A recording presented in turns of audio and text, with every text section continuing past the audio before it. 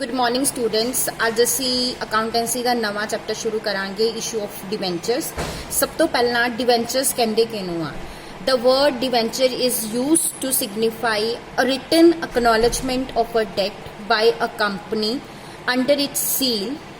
सो debenture की आ company द्वारा एक रिटन दे विच एक्नॉलेजमेंट दिती जा रही है, रिटन दे विच एक्नॉलेजमेंट दे रही है कंपनी डेट की कि उन्हें उस पर्टिकुलर परसन दे कोलों डेट लिया। डेट मीनस लोन लिया आ अंडर इट्स सील, अपनी उहदे ते कंपनी दी सील जो आ लगी हुई आ।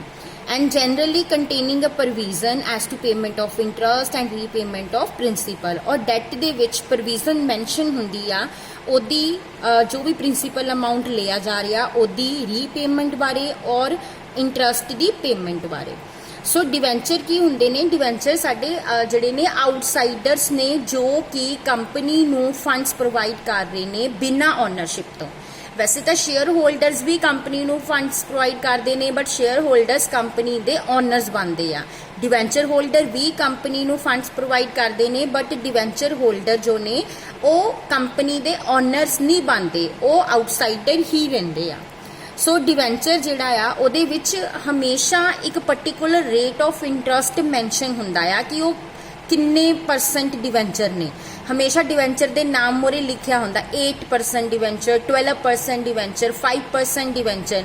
वो परसेंटेज का मतलब की है कि उन्होंने डिवेंचर्स ते उस पर्टिकुलर रेट ते इंटरस्ट पे किया जाऊगा। सो डिवेंचर की आ कंपनी जो लोन लै रही आ वो डिवेंचर आ जिसनों की कंपनी ने एक स्पैसिफिक पीरियड तो बाद एक पर्टिकुलर टाइम पीरियड लिए डिवेंचर इशू होंगे 5 साल 10 साल और 2 साल। कंपनी ने उस टाइम स्पैसिफिक पीरियड तो बाद उन्होंने रीपेमेंट करनी होंगी आ। उस तो इलावा कंपनी होर ऑप्शंस भी एक्सरसाइज जड़ियां आ वो कर सकती आ। और company may or may not give a charge on assets of the company as a security for the loan. Company कई वेले डिवेंचर्स नू as a security debenture holders नू कोई अपनी प्रॉपर्टी कोई अपना एसेट जिहड़ा आ वो मोर्टगेज भी करदी है कि इन केस कंपनी बंद हो जाती आ, कंपनी घाटे च चली जाती आ तो उस एसेट नू बेच के सब तो पहला उन्हां डिवेंचर होल्डर्स नू पेमेंट की जाएगी।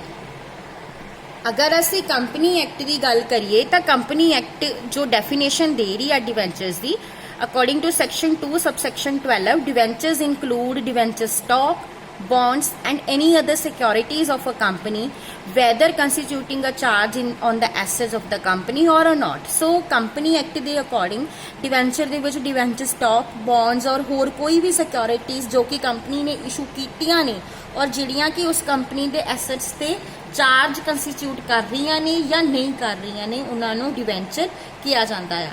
सो डिवेंचर इज़ अ डॉक्यूमेंट, वो डॉक्यूमेंट आ जिहड़ा कि डेट नू क्रिएट कर रहा है ते उसनू एक्नॉलेज भी कर रहा है।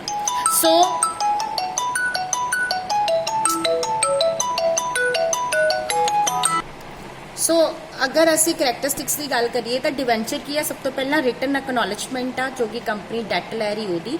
सैकेंड डिवेंचर्स हमेशा सर्टिफिकेट की फॉर्म इशू किए जाते हैं। थर्ड डिवेंचर्स कंपनी की सील के अंडर इशू किए जाते हैं। फोर्थ डिवेंचर होल्डर जो है उसनों प्रॉमिस किया जाता है कि एक पर्टिकुलर पीरियड ते उसनों फिक्स रेट ते इंटरस्ट पे किया जाऊगा और एक पर्टिकुलर पीरियड तो बाद उसनों उसका प्रिंसीपल अमाउंट भी रिटर्न किया जाएगा। सो डिवेंचर्स फिफ्थ की है कि डिवेंचर्स फिक्सड डिवेंचर सिक्योर्ड होंगे आ, उन्हां दा कंपनी के एसेट्स ते फिक्सड या फ्लोटिंग चार्ज होंदा है। सिक्स्थ आ फंड्स जो कंपनी लॉन्ग टर्म ਲਈ फंड्स रेज कर दिया तो उस केस दे विच कंपनी ज़्यादातर डिवेंचर्स ही इशू करती है। एंड सैवंथ की है डिवेंचर्स दे विच प्रॉमिस हुंदा है कि एक पर्टिकुलर रेट ते रेगुलर इंटरवल्स ते इंटरस्ट पे किया जाएगा। एंड एट्थ डिवेंचर होल्डर्स नू कंपनी दियां मीटिंग्स दे विच वोट करन दा कोई भी राइट नहीं हुंदा। सो ये सारियां डिफरेंट करैक्टरिस्टिक्स ने डिवेंचर्स दियां। हुण असीं करांगे different types of debentures. Different types of debenture. सब तो पहला ने अगर रिकॉर्डिंग पॉइंट ऑफ व्यू तो देखिए तो डिवेंचर दो तरह के होंगे आ, रजिस्टर्ड डिवेंचर्स ते बेयरर डिवेंचर्स। रजिस्टर्ड डिवेंचर्स वो डिवेंचर्स होंगे आ जिहड़े जिन्हां दे केस दे विच एक पर्टिकुलर परसन जिसनूं वो डिवेंचर इशू किए गए आ उसका नाम कंपनी दे डिवेंचर होल्डर रजिस्टर दे विच मैंशन हुंदा आ। सो ये डिवेंचर्स जिहड़े ने वो ट्रांसफर किए जा सकते हैं। Such debentures can be transferred by a execution of regular transfer deed। ਉਹਦੇ ਲਈ ਇੱਕ particular regular transfer deed sign ਕਰਨੀ ਪੈਂਦੀ ਆ ਟ੍ਰਾਂਸਫਰੀ ਦੇ ਫੇਵਰ ਦੇ ਵਿੱਚ, ਫਿਰ ਹੀ ਉਹ ਡਿਵੈਂਚਰ one person to the another person ਵੇਚੇ ਜਾ ਸਕਦੇ ਆ। ਇਹਨਾਂ ਡਿਵੈਂਚਰਸ ਤੇ ਜੋ ਇੰਟਰਸਟ ਪੇ ਕੀਤਾ ਜਾਂਦਾ ਆ ਉਹ ਇੰਟਰਸਟ ਵੀ ਉਸ ਰਜਿਸਟਰ ਦੇ ਵਿੱਚ ਮੈਂਸ਼ਨ ਕੀਤਾ ਜਾਂਦਾ ਆ।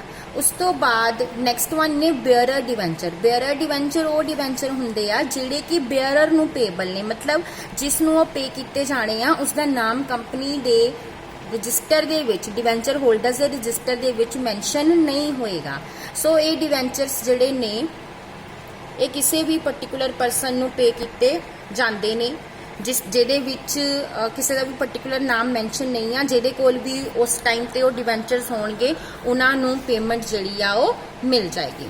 ਉਸ ਤੋਂ ਬਾਅਦ ਸੈਕਿੰਡ ਵਨ ਹੈ security point of view. Security ਦੇ ਪੁਆਇੰਟ ਤੇ ਅਸੀਂ ਅਗੇਨ ਦੋ ਕੈਟੇਗਰੀਜ਼ ਨੇ, ਉਹ ਕੈਟੇਗਰੀਜ਼ ਜੋ ਨੇ ਇੱਕ ਤਾਂ ਹੈਗੀਆਂ ਨੇ unsecured debentures and second one is a mortgage debentures. Unsecured debentures ਉਹ ਡਿਵੈਂਚਰਸ ਨੇ ਜਿਨ੍ਹਾਂ ਨੂੰ ਕਿਸੇ ਤਰ੍ਹਾਂ ਦੀ ਕੋਈ ਵੀ ਸਿਕਿਉਰਿਟੀ ਨਹੀਂ ਦਿੱਤੀ ਗਈ, ਜਿਨ੍ਹਾਂ ਦਾ ਕੰਪਨੀ ਦੇ ਕਿਸੇ ਵੀ ਐਸੈਟ ਤੇ ਕੋਈ ਵੀ ਚਾਰਜ ਨਹੀਂ ਹੁੰਦਾ। ਅਗਰ ਕੰਪਨੀ ਵਾਈਂਡ ਅਪ ਹੁੰਦੀ ਆ ਤਾਂ ਉਹਨਾਂ ਨੂੰ ਬਾਕੀ ਅਨਸਿਕਿਉਰਡ ਕ੍ਰੈਡੀਟਰਸ ਦੇ ਇਕੁਅਲ ਹੀ ਟਰੀਟ ਕੀਤਾ ਜਾਂਦਾ ਆ। ਉਸ ਤੋਂ ਬਾਅਦ ਨੈਕਸਟ ਵਨ ਨੇ ਮੌਰਗੇਜ ਡਿਵੈਂਚਰ। ਮੌਰਗੇਜ ਡਿਵੈਂਚਰਸ ਉਹ ਡਿਵੈਂਚਰਸ ਹੁੰਦੇ ਆ ਜਿਹੜੇ ਕਿ ਸਿਕਿਉਰਡ ਹੁੰਦੇ ਨੇ, ਜਿਨ੍ਹਾਂ ਦਾ ਕੰਪਨੀ ਦੇ ਐਸੈਟਸ ਤੇ ਫਿਕਸ ਚਾਰਜ ਹੁੰਦਾ ਆ ਕਿਸੇ ਪਾਰਟਿਕੂਲਰ ਐਸੈਟਸ ਤੇ, ਜਾਂ ਫਿਰ ਕੰਪਨੀ ਦੇ ਜਨਰਲੀ ਸਾਰੇ ਐਸੈਟਸ ਤੇ ਫਲੋਟਿੰਗ ਚਾਰਜ ਜਿਹੜਾ ਆ ਉਹ ਹੁੰਦਾ ਆ।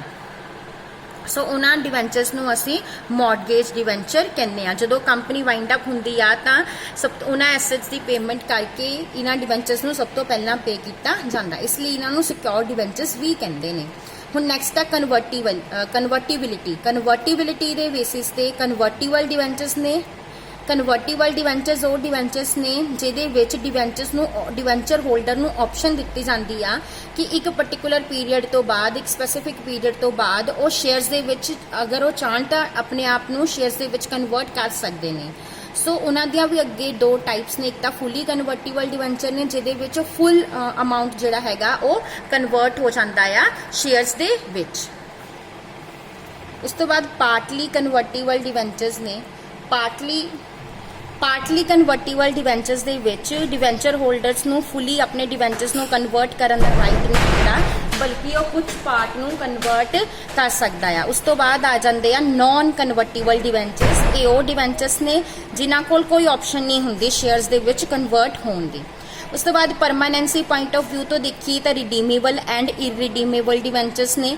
ਰਿਡੀਮੇਬਲ ਡਿਵੈਂਚਰਸ ਉਹ ਡਿਵੈਂਚਰਸ ਨੇ ਜਿਨ੍ਹਾਂ ਨੂੰ ਇੱਕ ਪਾਰਟਿਕੂਲਰ ਟਾਈਮ ਪੀਰੀਅਡ ਤੋਂ ਬਾਅਦ ਪੇ ਕਰਤਾ ਜਾਂਦਾ ਆ, ਯਾਨੀ ਕਿ ਰਿਡੀਮ ਕਰਤਾ ਜਾਂਦਾ, ਯਾਨੀ ਕਿ ਇਹ ਡਿਵੈਂਚਰ ਇੱਕ ਪਾਰਟਿਕੂਲਰ ਪੀਰੀਅਡ ਲਈ ਹੀ ਇਸ਼ੂ ਕੀਤੇ ਜਾਂਦੇ ਆ।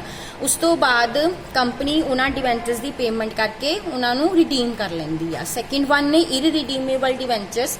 ਇਹ ਉਹ ਡਿਵੈਂਚਰਸ ਨੇ ਜਿਹੜੇ ਕਿ ਇੱਕ ਪਾਰਟਿਕੂਲਰ ਪੀਰੀਅਡ ਬਾਅਦ ਪੇ ਨਹੀਂ ਕੀਤੇ ਜਾਂਦੇ, ਜਿੰਨੀ ਦੇਰ ਤੱਕ ਕੰਪਨੀ ਬੰਦ ਨਹੀਂ ਹੁੰਦੀ ਉਨੀ ਦੇਰ ਤੱਕ ਕੰਪਨੀ ਇਹਨਾਂ ਨੂੰ ਪੇਮੈਂਟ ਨਹੀਂ ਕਰਦੀ।